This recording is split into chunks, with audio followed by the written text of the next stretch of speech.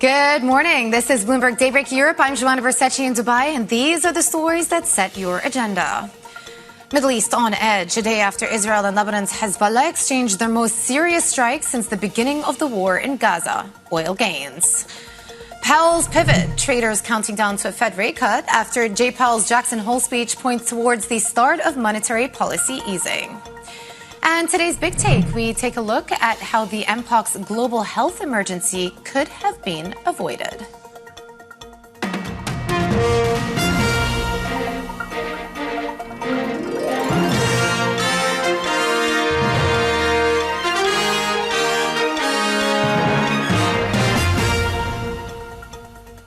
Well, good morning again, everybody, and good morning to those early risers in the UK. I know it's a bank holiday in the UK today, so if you are joining us, welcome, welcome.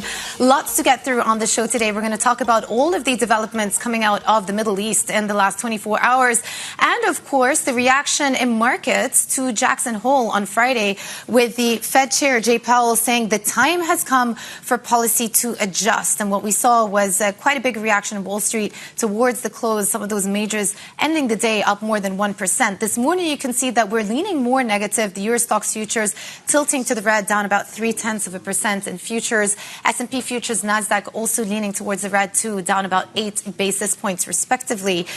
Looking ahead, though, of course, a big week coming up. We've got Nvidia earnings going to be a major market mover on Wednesday, in addition to PCE, that is the Fed's preferred inflation gauge, coming up on Friday. So a lot more data points to get through throughout the course of this week. But of course, it wasn't just these equity indices. Let's take a look at how the Russell 2000 reacted on Friday, because remember, it wasn't that long ago that we were talking about this big rotation out of large caps into small caps. Well, Friday was another case in point of how well these small cap indices did, with the Russell 2000 ending the session up more than 3%, so 3.2% higher on the day, inching back towards those all-time highs that we saw just a couple of weeks ago. So again, something to bear in mind. And of course, it wasn't just equity indices that reacted. We saw some major market moves across rates and USD as well. And just flipping the board here so you can take a look. 2-year, the front end of the U.S. Treasury curve rallied 8 basis points on Friday. And the market is now pricing in more than 100 basis points worth of rate cuts from now until the end of the year, which implies more than 25 basis points of cuts per next meeting. So some are implying even more than that. September has more than 30 basis points priced in for it. The dollar unchanged today, but slipped about 1% on Friday. And then Brent in focus as well. You can see that we're trading just shy of $80, but still up about $0.50 today, about 0.6% stronger, given some of the geopolitical tensions over the weekend. We'll talk more about that shortly. But that is it for global markets. Let's also take a look at how Asian markets are faring with Avril Hong in Singapore. Avril. Yeah, Jumana, we're seeing Asia stocks today started on the front foot thanks to that market confidence. We're going to get rate cuts from the Federal Reserve, but turning more cautious as the session progressed. The stock gauge for the region slipping off session highs, and this is as those tensions in the Middle East kind of come to the fore, maybe dent a bit of risk appetite.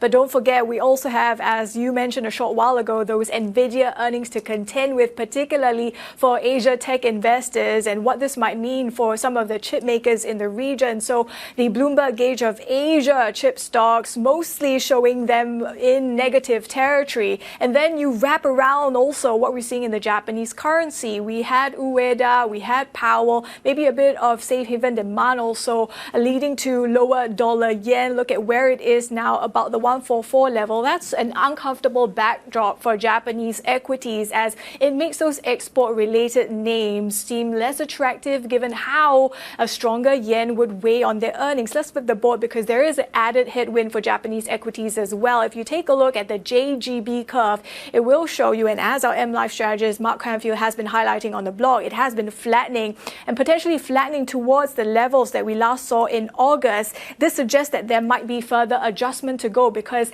back then, don't forget, when we saw those market ructions, the topics was about 20% down from where we are now. So potentially another risk to watch out for as far as Japanese equities are concerned. Jumana. And if we learned anything from 3 weeks ago, whatever happens in Japanese equities is certainly significant for global markets as well. Avril, thank you so much for flagging some of the highlights from the Asian session. Well, turning to the Middle East now, a relative calm is holding in the Middle East after Israel's Sunday bombing raids on southern Lebanon. Israel says it took out thousands of Hezbollah missile launchers based on intelligence that the Lebanon-based militant group planned imminent attacks. We follow Hezbollah for weeks with technological means and air patrols by Air Force planes.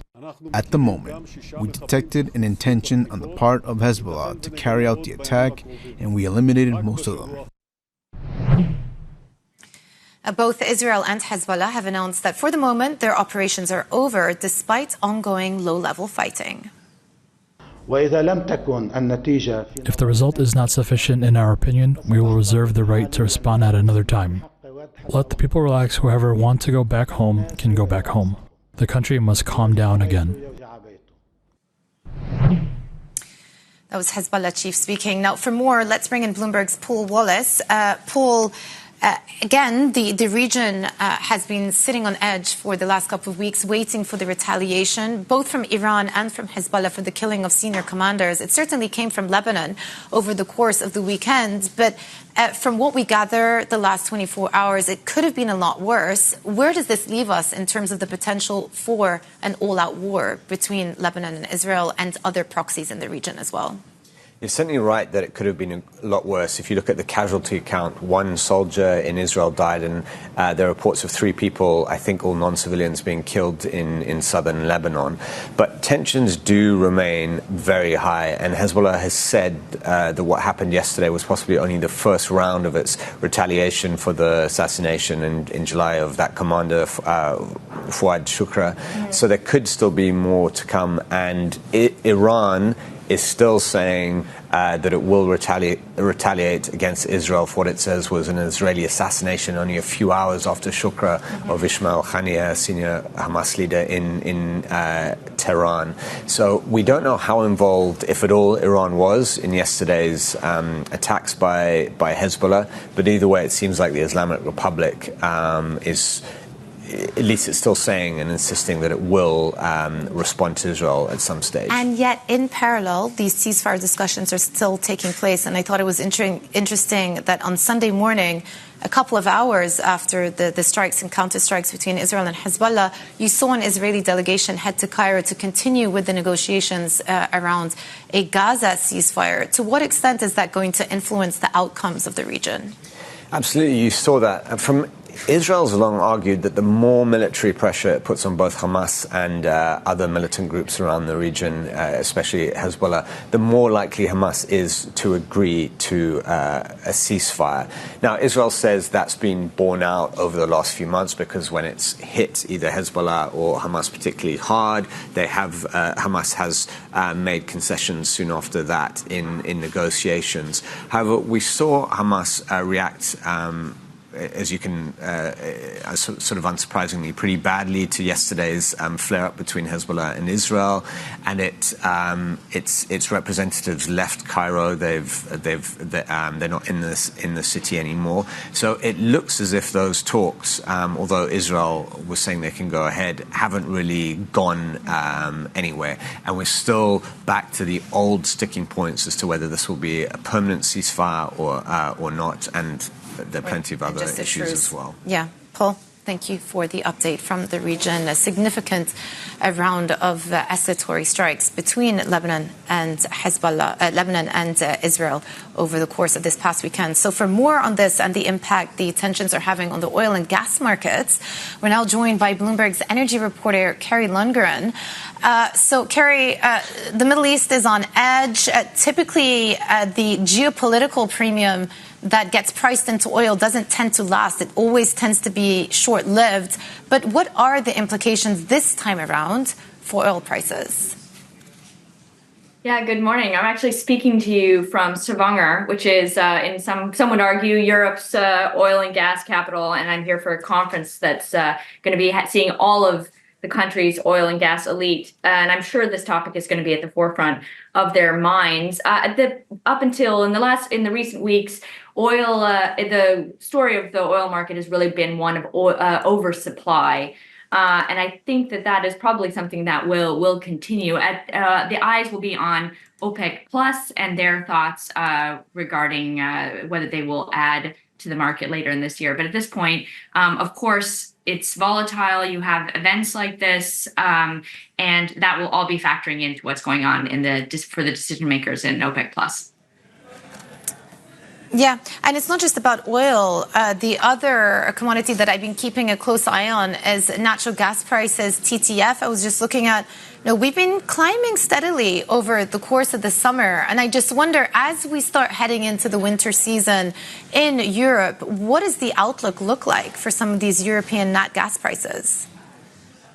Things are looking up, or at least prices started to ease at the end of last week, which is good if you are a European policymaker looking into the winter and worrying about having enough gas storage. The gas storage is very full at this point, over 90% full, and the maintenance outlook from Norway, which is Europe's biggest supplier of natural gas, looks pretty steady. So at this point, I think there is sort of a cautious sense of optimism that there will be enough gas and that there won't be the volatility that we have seen in recent years. Yeah, you said that you are in Oslo for a conference, and one of the big drivers for nat gas market from here on is some of the maintenance work that are taking place within Norway, and that is making the market quite nervous. Why is that? What are people concerned about? Yes, Stavanger actually, but yes, the maintenance on the shelf. So every summer you have, they take an opportunity. It's been something that has happened for years. It takes years of planning, but these facilities are big, they're complicated, and Norway is in the spotlight now as never before after the invasion of Ukraine, which means that if you have a facility, if things are going to plan, that's great. But as soon as you have something where there are some parts missing or something is delayed or something unexpected happens, then there's a ripple effect. So over the course of the summer, we had one of the platforms here in Norway had a pipe that had a problem. It was immediately everyone thought pipe, they thought Nord Stream, they thought, oh, what are the implications of this? They think terrorist attack. And so the whole market is taking all of this recent history into account. In the end, it turned out in that case, it was actually just a small pipe. But even fixing a small pipe on a platform offshore in the North Sea is not a simple process. It involves helicopters, it involves getting people out there, involves getting the right part.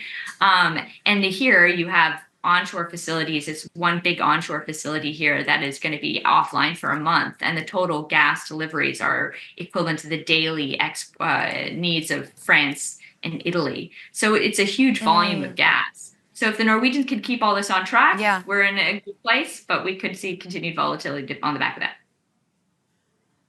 Yeah, certainly something to watch out for. And I, mistakenly said you were in Oslo. At least I got the country correct. You're in Norway. Bloomberg's energy reporter, Kari Lundgren, with the latest on European gas markets. And we spoke about oil as well. Well, there's a big week coming up for markets. It's not all about Jackson Hole and the reaction to Jackson Hole. Later on today, we're going to be getting the German IFO business climate. That's always important because it gives you a strong sense of how businesses are faring and how consumers are feeling about the business environment. So something to watch out for at 9 a.m. UK time. Wednesday is also going to be a very big day for stock markets. That one stock that everyone talks about repeatedly, and that is Nvidia. They'll be reporting their earnings on Wednesday, so it's always a good litmus test for how the AI world is faring, and also it sort of sets the tone for trading in some of these key tech stocks into the coming weeks. So it's going to be a big driver for markets. Those results come out on Wednesday. And then Friday, we have the Fed's preferred inflation gauge. That is the PCE. The PCE number, headline number, year on year is expected to come in at around 2.7%. So still above 2%. The core number also expected to come in around that level. But as we heard from the Fed chair, Jerome Powell, on Friday, things are moving in the right direction. And remember, he did say that the time has now come for policy to adjust. So those are some of the major takeaways from the weekend and the major events to watch out for this week. You can also get a roundup of the stories you need to know to get your day going. In today's edition of Daybreak, terminal subscribers can just go to DayB Go, so DAYB Go.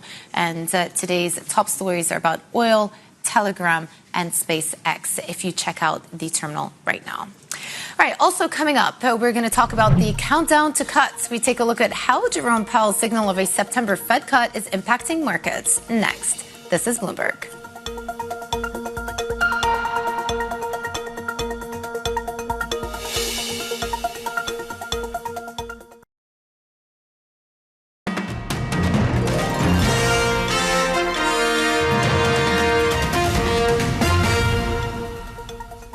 Welcome back to Bloomberg Daybreak Europe. While traders are counting down to a Fed rate cut after Jerome Powell's Jackson Hole speech pointed towards the start of monetary policy easing.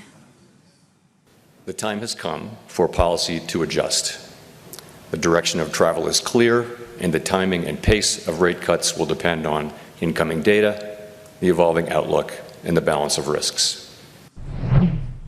All right, let's discuss this more with Bloomberg's MLive's Mark Cranfield. Good to have you with us on the show. We've been tracking some of the market reactions here. Obviously, a positive reaction to stocks on Friday, but then the dollar slipped down about 1% in Friday's trade. Dollar yen leading the way. How far may it decline this time around?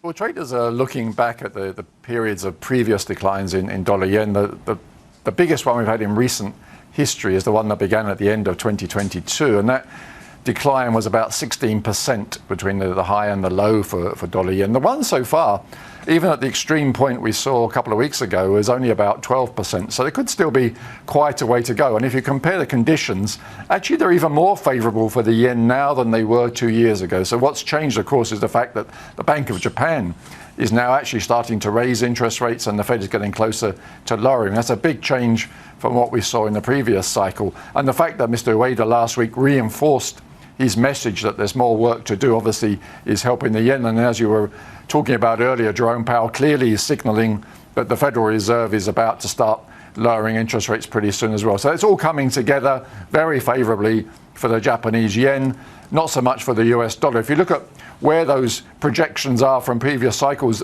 dollar yen will probably go below 140. It could go into the mid 135 levels based on similar kind of projections from what we've had in the past. So certainly room to go, and the yen probably hasn't even finished against the US dollar yet. Yeah, I remember a month ago when we were talking about the Japan interventions, people were saying the best thing that can happen is for the Fed to start cutting interest rates, and here we are. But another big event this week is Nvidia earnings. Those come out on Wednesday. Which markets in Asia are going to be most exposed to that? Well, as Avril Holm was saying earlier, chip makers across the region are watching this very, very closely. And of all those, Taiwan is the place that is really on edge about the whole thing. If you look at the performance of Taiwan's index, the TAIEX is the best performing among the major Asian indices this year, and Taiwan Semiconductor is up around 60% this year. And so much of that is off the business it does with Nvidia. And what we've seen, though, is that Nvidia continuously manages to beat forecasts. For the past 2 years, almost every quarter, it's managed, even when expectations have been very high, it's still managed to achieve something even better, which is no wonder the options market is pricing for something like a 9% move, even if we get a number which comes in line. So the tension is very, very high. Expectations are huge. Whatever Nvidia does, it's going to have a big fallout. And whether it's positive or negative, Asia will be right at the forefront, and especially the Taiwanese market. Although Korea, Hong Kong, everybody will be watching it very closely. But certainly, if you're looking for a single name to watch, Taiwan Semiconductor will be right behind Nvidia. Yeah, no surprise there, I would say. Mark, thank you so much for bringing us the analysis. Bloomberg MLive strategist Mark Cranfield. Well, also coming up, how a series of failures, missteps, and lost opportunities led to the global Mpox emergency. More on today's Big Take next. This is Bloomberg.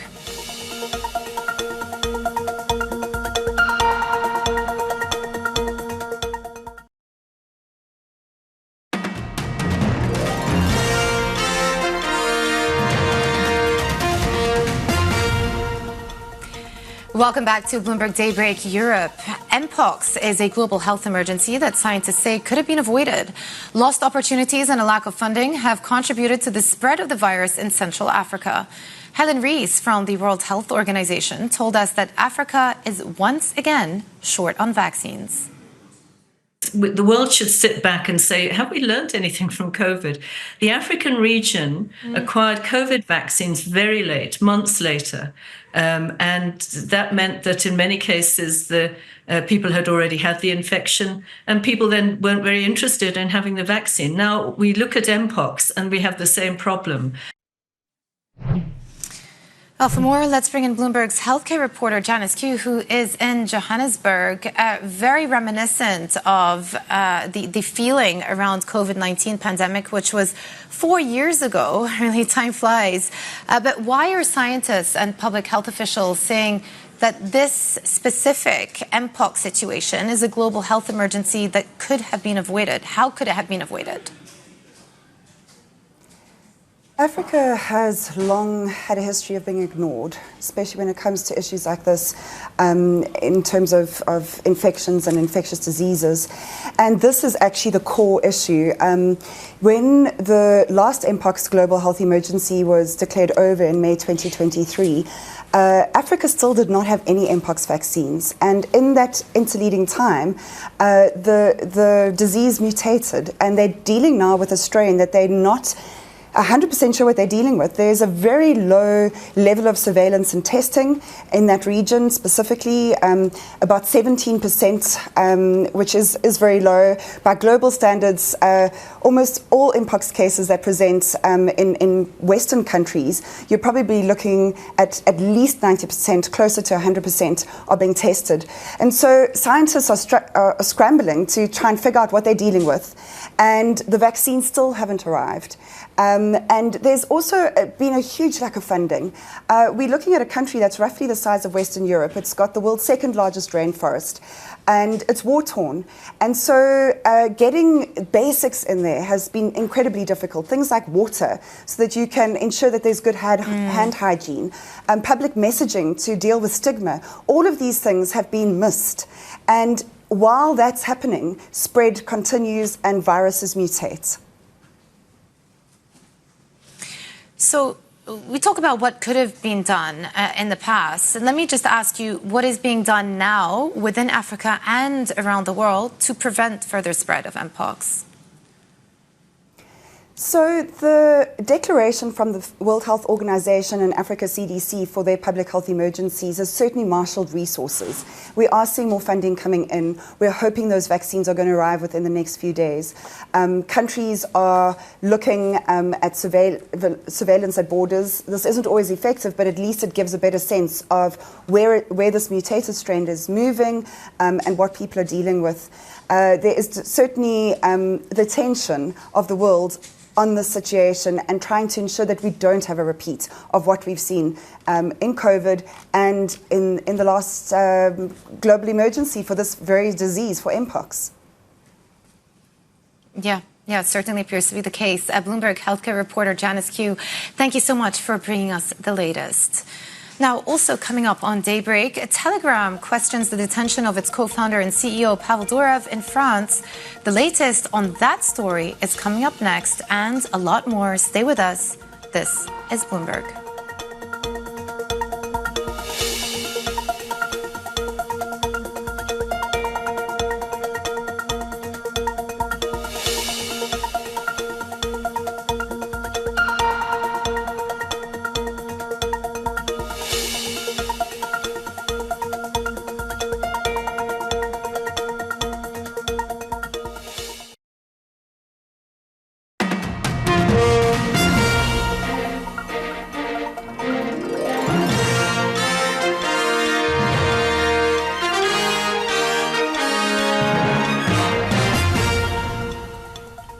Good morning. This is Bloomberg Daybreak Europe. I'm Oana Jinga in Dubai, and these are the stories that set your agenda.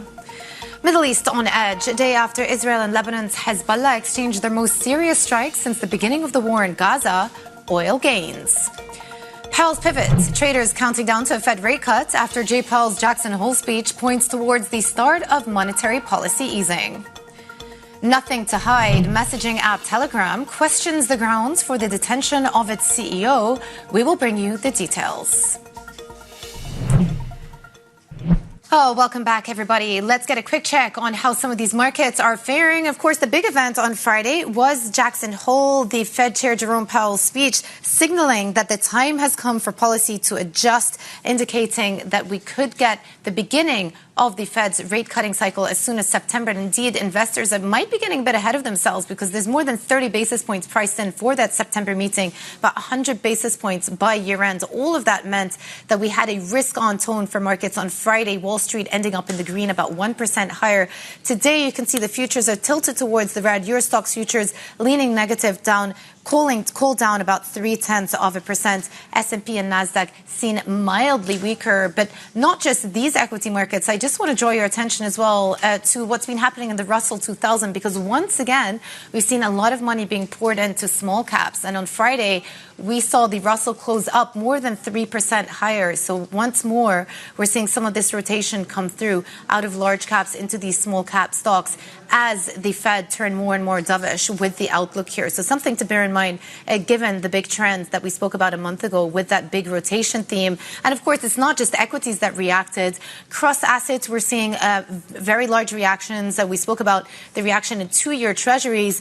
Friday, we saw the 2-year note rally 8 basis points. We now have more than 30 basis points priced in for September. Some people are saying that they could go as much as 50 basis points, given that Powell said that the timing and pace will depend on incoming data. So if the incoming data surprises to the downside, i.e. that PCE number on Friday, then that could open the door to further and more aggressive interest rate cuts. Something to bear in mind. The dollar trading sideways today. We slipped about 1% on Friday. And then Brent moving a bit higher on some of the geopolitical tensions that we've been talking about within the region, just shy of $80 now, about 0.6% firmer on the session.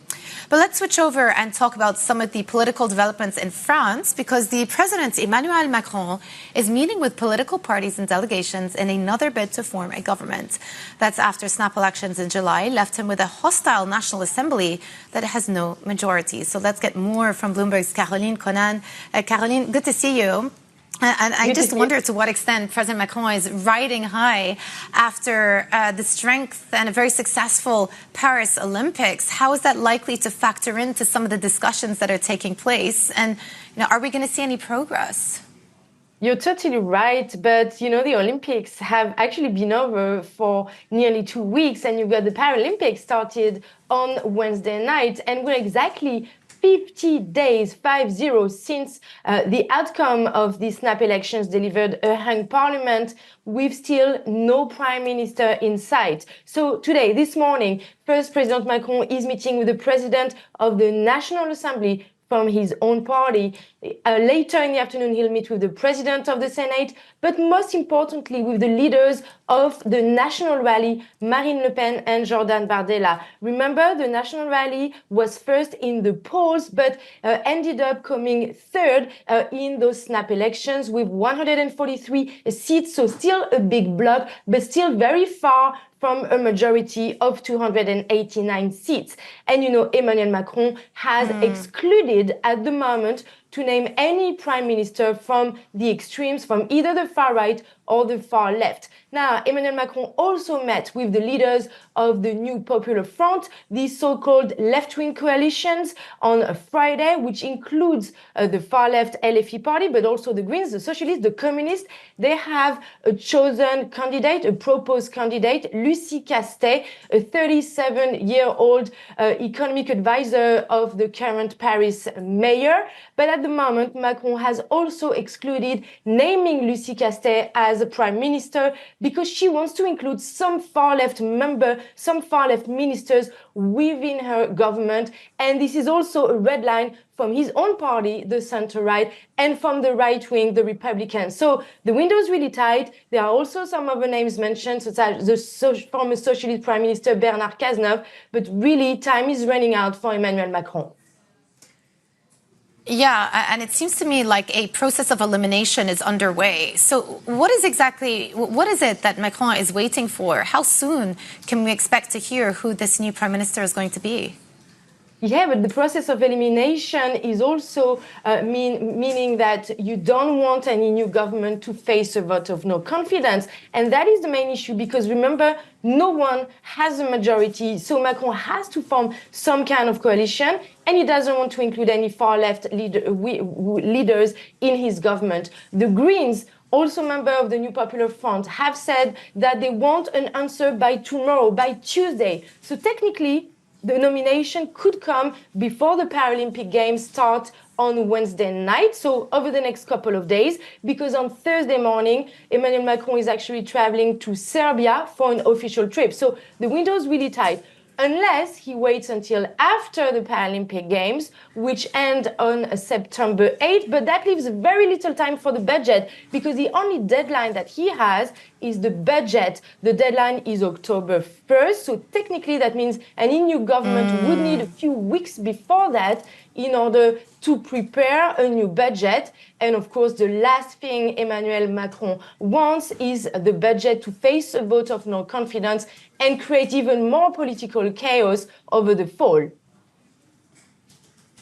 Yeah, a very good data point. So those days that we need to bear in mind. Let's see if something happens before the start of the Paralympics. Caroline Conant, thank you for the overview. Now, Telegram has questioned the grounds for France's detention of the CEO, Powell, the messaging app's billionaire co-founder who was taken into custody at a Paris airport over the weekend. Let's get more from Bloomberg's Annabelle Drewlers. Annabelle, really surprising sequence of events. Just walk us through exactly what happened and why Mr. Durov was arrested over this weekend. Yeah, I guess it's interesting to put that in highlight, really, first of all, just how surprising this sequence of events has been, because you've seen so much scrutiny on tech CEOs over the years, the heads of Meta, of Google, of TikTok as well, but you've never seen a tech executive like this being arrested in plain sight. And that's exactly what happened to the Telegram CEO, Powell Durov, when he was returning to Paris over the weekend. He was detained at Le Bourget. It's an airport on the outskirts of the capital city there. All of this first being reported by AFP, I should note. But the suspicion here is that he failed to take steps to prevent criminal use of Telegram. Now, also to put in context, Telegram, it's a messaging app. Many people would be familiar with it, but it's got about 900 million users worldwide. And it's really gained prominence as an app that's often thought about as being used to spread misinformation, disinformation, hate speech. It has an association with extremists, and a lot of that has been present in recent events. For instance, we had the anti-immigrant protests or riots in the UK in early August. And again, Telegram was sort of front and centre here because there was the insinuation that it had been used to foment, to coordinate these demonstrations as well. So there's that greater scrutiny that's now coming from governments, not just in the UK, because obviously France as well. And what the AFP says is that OVMIN, which is an agency that's set up to protect violence against minors or young people, adolescents, they're the ones that issued the arrest warrant. Yeah, and I guess it raises questions about to what extent the individual is culpable for the activity that goes on the website, on the social media website in this situation. Has there been any official response from Telegram to these allegations?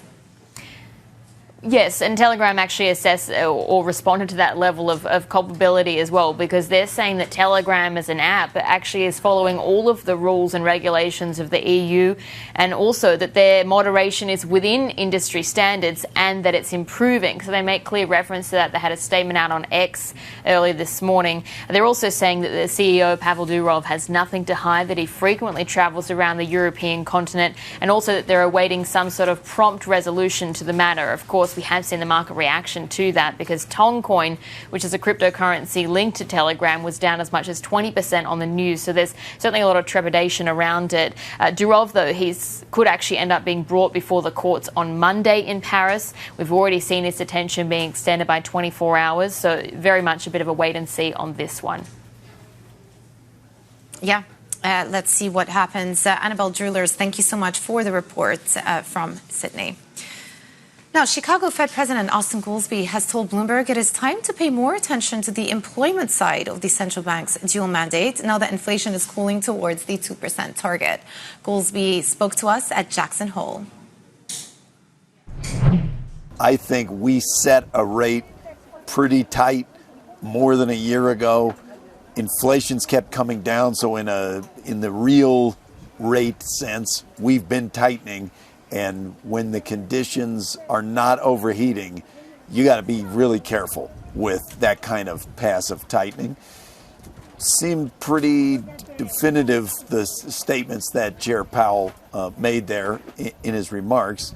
And I think that this reflects the reality of the economy, that we've got to keep our eye on the employment side of the mandate now. This is what the path down to 2% inflation looks like.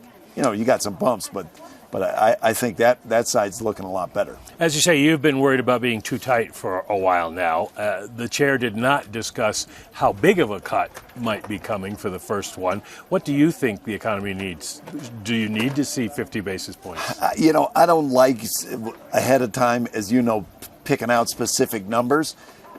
In my view, the SEPs over the last year have made pretty clear that almost everyone on the committee thinks that conditions will show inflation coming down, the unemployment rate going up gradually and settling in, and that there will be multiple cuts over calendar 24 and calendar 25. And that feels like what the path is from conditions so far to me. Well, we start down the golden path, or as the chair would say, the golden road to unlimited devotion. How fast do you move? Do you think you need to be gradual? Are you open to bigger moves if the data suggests? Look, you've seen many times the size of the table.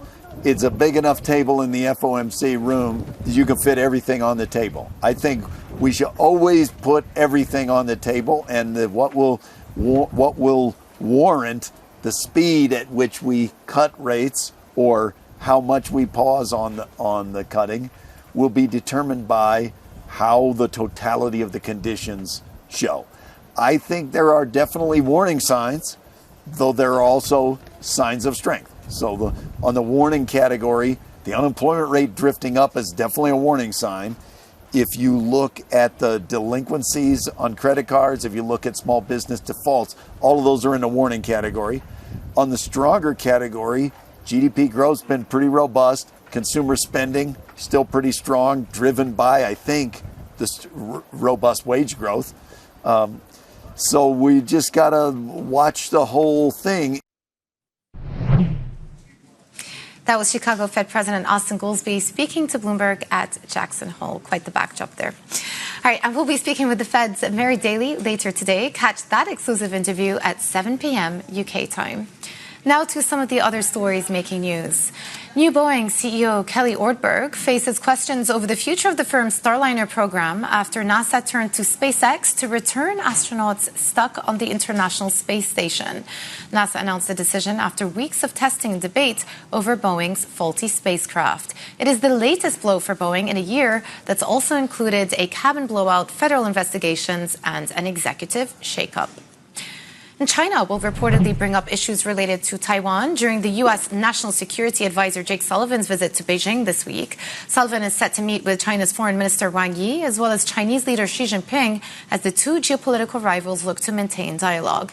Beijing is also planning to bring up export controls, as well as U.S. measures to cut off China from vital technology, including semiconductors. U.S. Vice President Kamala Harris's campaign and its affiliates say they raised $82 million during the Democratic convention in Chicago last week. That pushes their total fundraising haul to $540 million since President Joe Biden announced he would step aside. The money raised underscores the tailwind behind Harris that has reshaped the race against Donald Trump.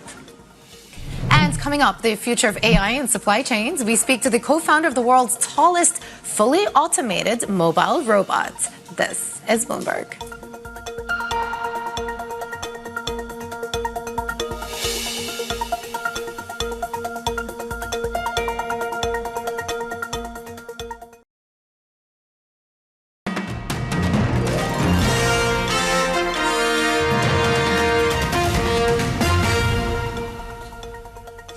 Welcome back to Bloomberg Daybreak Europe.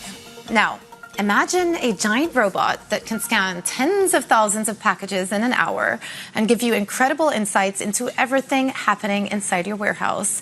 The UK-based robotic firm Dexory has created what it says is the world's tallest fully autonomous mobile robot to do just that.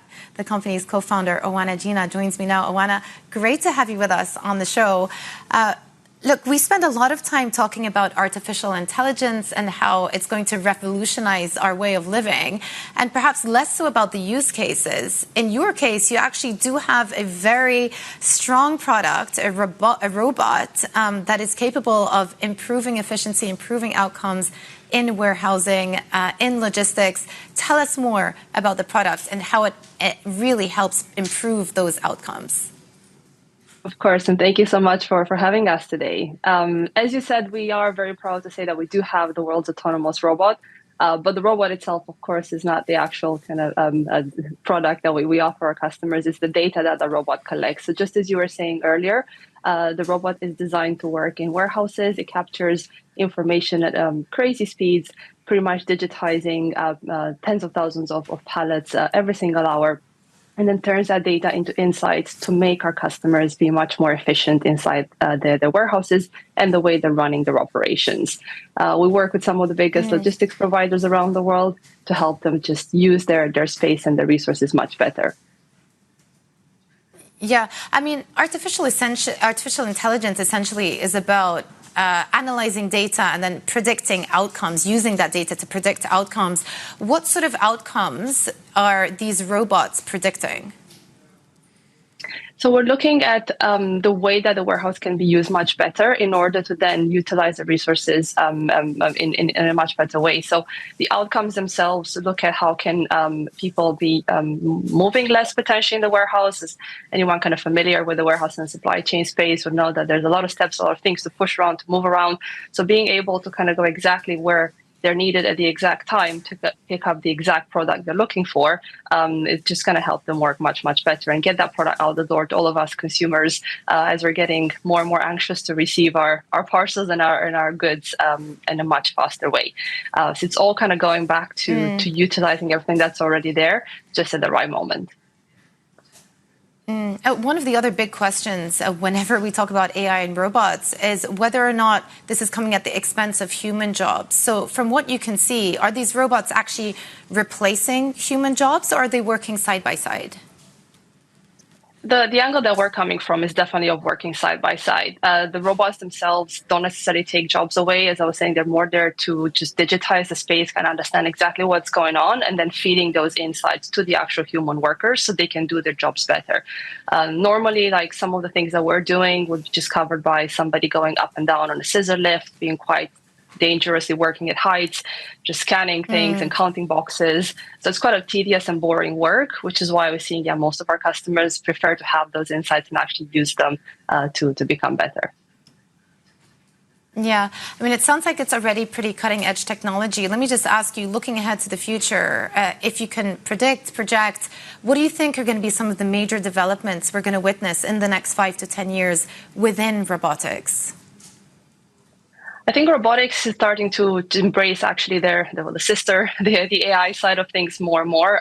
So robots themselves are becoming much more intelligent. They can operate larger spaces. For example, we can run our robot fully autonomously with no infrastructure in spaces of over 1 to 1 million square feet. So that's all kind of due to more AI tools coming to the way the robots navigate and perceive the space. Another big and very important element is robots working together. At the moment in our kind of sector in warehousing, you've got different companies having different bits of automation. Orchestrating that is going to become absolutely essential. And lastly, and probably the most important, is just being better and better working together with humans. So a lot of the solutions at the moment, you'd have to kind of close the area of the warehouse where they work and operate, or just have to kind of like come out of the cages and operate around their human colleagues. Yeah, makes sense. Oana, a real pleasure to chat to you today. Oana Jinga, co-founder of automatic robotic firm Dexory. Thank you so much. Well, plenty more coming up on the show. Don't go anywhere. We'll be right back in a couple of minutes' time. This is Bloomberg.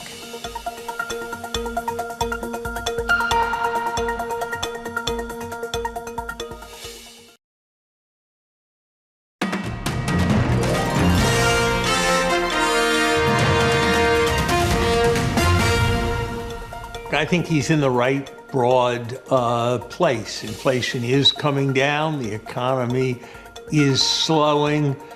On current facts, absolutely, the next move should be towards monetary policy easing, and that's what he said. That was former U.S. Treasury Secretary Larry Summers speaking after Powell's Jackson Hole speech on Friday. And, of course, it was quite a remarkable and market-moving speech because he did say the time has come for policy to adjust. And let's not forget that the Fed does have a dual mandate. It is not just about getting inflation back to 2%, but, of course, keeping unemployment under control. The big concern for the Fed has been that slight uptick that we started to see in the unemployment rate, as you can see from that blue line below, slowly creeping upwards as the white line, which is inflation, starts to creep downwards. Don't forget, we will have another really important inflation reading to piece through on Friday. That is the PCE index. So that's the major event for this week. Another big one is Nvidia. We've been talking about those results come out on Wednesday and clearly is going to be a big driver for market activity, market sentiment. Once those earnings come out, expectations are always very high going into Nvidia earnings announcements. And indeed, the intraday volatility is priced very high for the stock too. And yet, this is an interesting one. This is a chart put out by our colleagues showing that forward PE ratio still does remain below the 5-year average. So many people point towards the expensiveness of the stock, but perhaps if you're looking at the forward PE on a 5-year basis, it's not expensive. Depends on which way that you're coming at it. So something to bear in mind there. And then finally, it is also quite a major week for European macro data. We have the Eurozone inflation to look forward to. The number comes out on Friday. The last print was 2.6%. We are likely to get a further moderation down to around 2.2%. Bloomberg Economics see it coming in at 2%. So it could be another dovish signal for the ECB as we head into the next meeting. Not just the Fed turning dovish, but maybe the ECB as well. All right, but that was it for our show. Thank you very much for watching Daybreak Europe. The opening trade is up next. This is Bloomberg.